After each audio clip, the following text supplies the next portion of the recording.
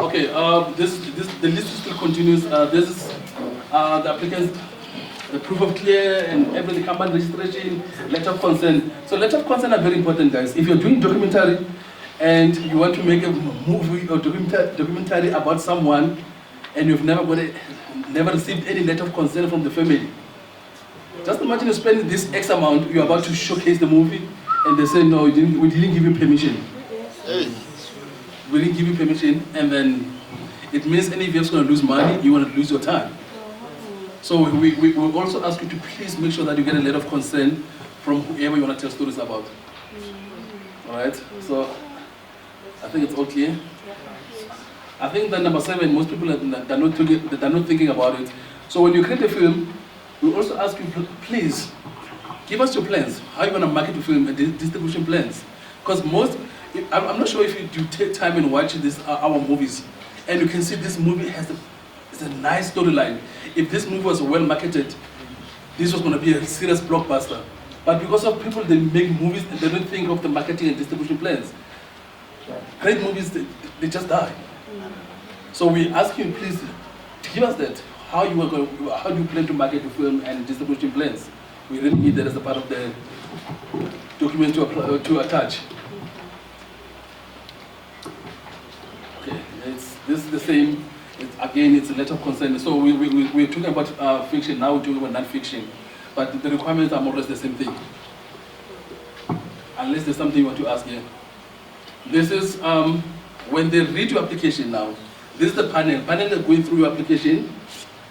And what they check it there, firstly they'll check your motivation, they'll check your concept, storyline, the main plot, subplots, and deliverability, structure, characterization, presentation, audience. Because sometimes we create a nice film, but they don't have an audience. So number 7 is important as well. When you propose this film, who are you making for? So we need to know that they will check that as they go through your application. And then obviously applicant's team profile, and again number 9, it's also important. We need that. This is for as we go through your application. This is what we consider in the application. Any question based on that? Yeah. Yes, Miss. I wanted to know. It says 7. It says audience. Obviously, it's something that I have to present to you. But how do I say this? Prove to you that it actually has a market.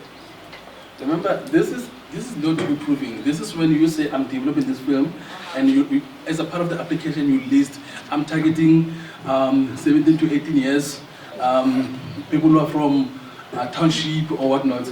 So this is them reading what you wrote as a part of the application. They will look at number 7. Does your application make sense? Do people, if we say we approve this, will people go and read, watch this now? They'll check that this is what they will consider. So basically it's all me. You need to be detailed to say who you're targeting, where, how, and all that. So the more you give them, it will be easier when they get to this point. Because sometimes we create the horror, horror movies don't stand in South Africa, we're struggling with that. So if we're going to make horror, then it's going to be one of those things where we're like, who's going to watch horror and all that? Alright, so next slide. Okay, it still goes on. So this again, this is a fiction now. The fiction, this is what they'll check as well. The first one was non-fiction. This is for fiction. It's more or less the same thing. But the only difference is the transformation, BE and budget, financial plans, and audience development and all that.